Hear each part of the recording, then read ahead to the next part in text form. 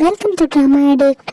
Please subscribe my channel and press the bell icon and next episode सबसे पहले देखिए. Thank you so much. Episode की starting में यून गुओ को बोल रहा होता है कि जब हम वहाँ लगभग पहुँच जाएंगे तो मैं तुम्हारे लिए कैब कर दूँगा. वो बोलती है कोई ज़रूरत नहीं है. फिर वह उसे ऐसे देखने लगता है. तब गुओ बोलती है आई थिंक तुम बियर्ड में अच्छे लगोगे.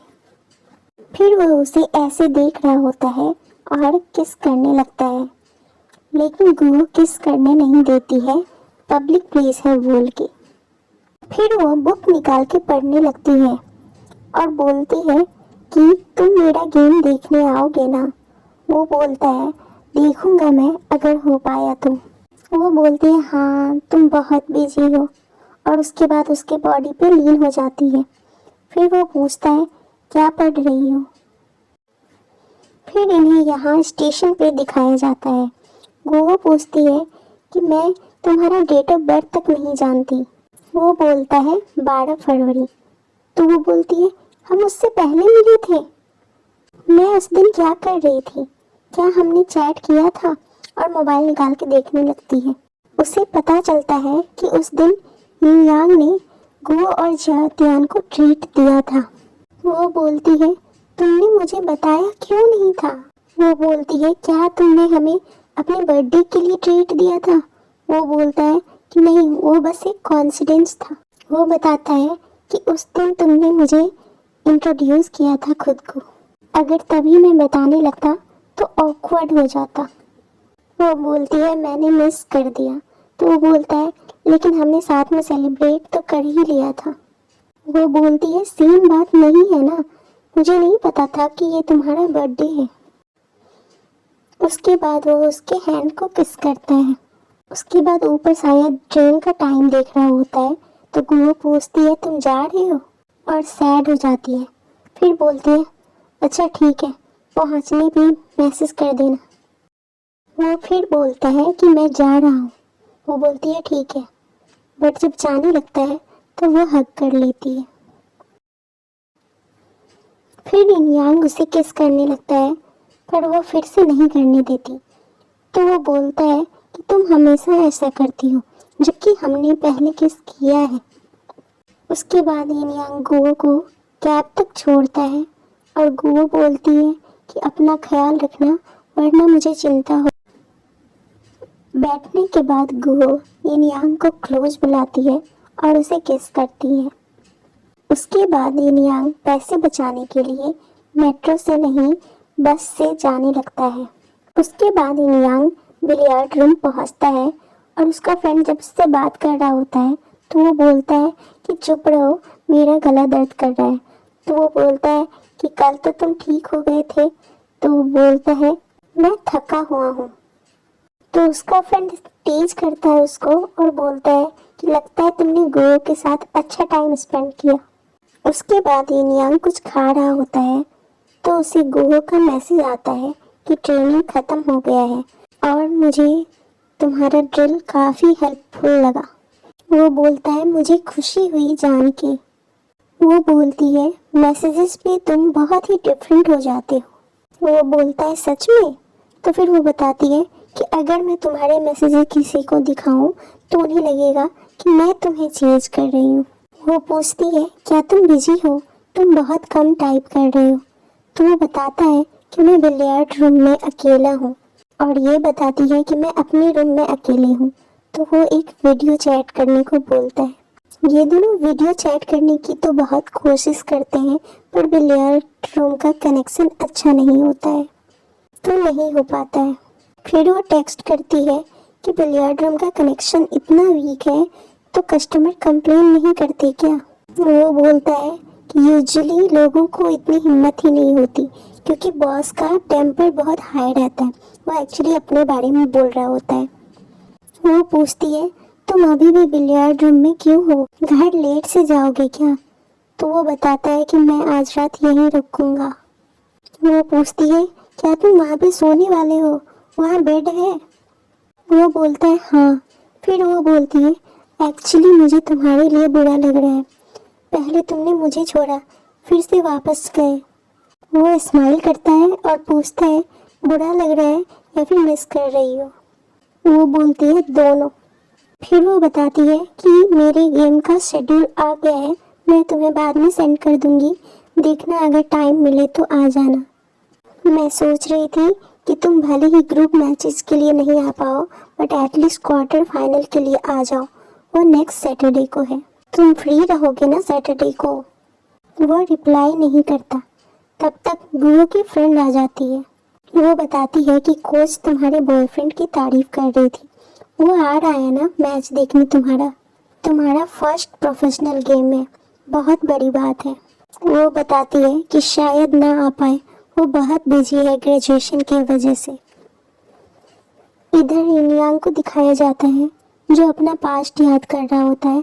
फिर हमें फ्लैशबैक दिखाया जाता है जिसमें गलती तो नहीं बताया जाता लेकिन कोई गलती की थी इनयांग ने और सब सॉरी बोलने को बोल रहे थे, फिर भी उसने सॉरी नहीं बोला और उसके मास्टर ने उसे निकाल दिया हमेशा के लिए, रिश्ता तोड़ के।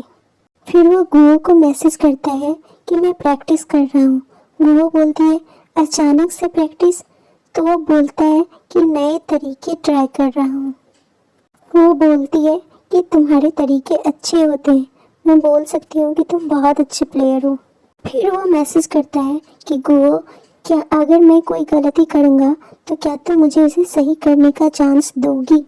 वो मन में सोचती है चीटिंग नहीं।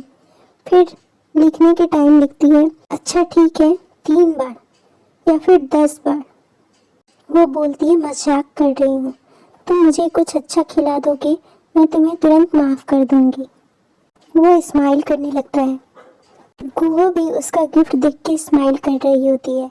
उधर से उसकी फ्रेंड आती है और पूछती है लिमिटेड एडिशन, तुम खुश हो? तुम सबसे ज़्यादा टफ ग्रुप के साथ कॉम्पीट करने वाली हो। तो वो बोलती है कोई बात नहीं, ग्लोबल कंपटीशन है, मुझे कभी न कभी उन्हें फेस करना ही था। वो बोलती है अगर गोल चैंपियनशिप है तो ये मैटर थोड़ी करता है कि मैं ग्रुप मैचेस में किसके साथ कॉम्पीट करने वाली हूँ। उसकी फ्रेंड बोलती है कूल और फिर वो प्रैक्टिस करने आ जाती है। फिर वहाँ एक लड़की आके उससे पूछती है कि मैंने सुना है तुम सबसे टफ ग्रुप में हो, क्या तुम नर्वस हो? वो बोलती है नहीं। वो बोलती है मैंने सुना है तुम इनयांग को जानती हो। तो वो बोलती है हाँ। वो पूछती है वो क्या कर रहा है? तो ये बताती है क्या वो पीएचडी करने वाला है। वो हंस के गुड न्यूज़ बोलती है और चली जाती है। फिर गुओ इनयांग को मैसेज करती है कि चेन ज्ञान मुझे मिली थी बिलियर्ड रूम में और तुम्हारे बारे में पूछ रही थी, और सोचती है वो क्या रिप्लाई करेगा। वो रिप्लाई करता है कि अभी प्रैक्टिस कर रही हो। वो बोलती है कि वैसे भी मेरे पास अभी करने के लिए कुछ नहीं है। फिर वो सोचने लगती है कि वो दोनों एक दूसरे को जरूर जानते होंगे। फिर फेई को इनयांग का कॉल आता है और वो उसे बोलता है कि नीचे बिलियर्ड रूम में गुओ के पास जाओ, ज्ञान है वहाँ।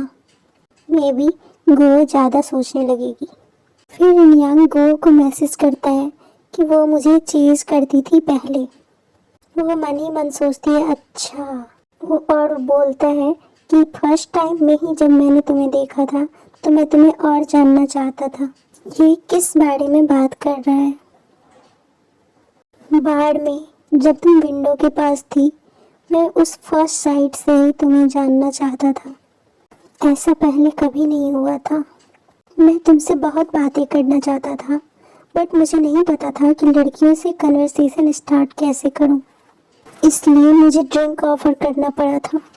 वही वहाँ आता है और चेंग्यान को बोलता है कि तुम यहाँ हो। तो वो बोलते हैं हाँ मैं जा रही हूँ, तुम क्यों आए हो? तो वो बोलता है कि मुझे नींद नहीं आ रही थी तो मैं ऐसे ही आ गया। फिर वो गुओ को देख के बोलता है कि गुओ भी यहाँ है।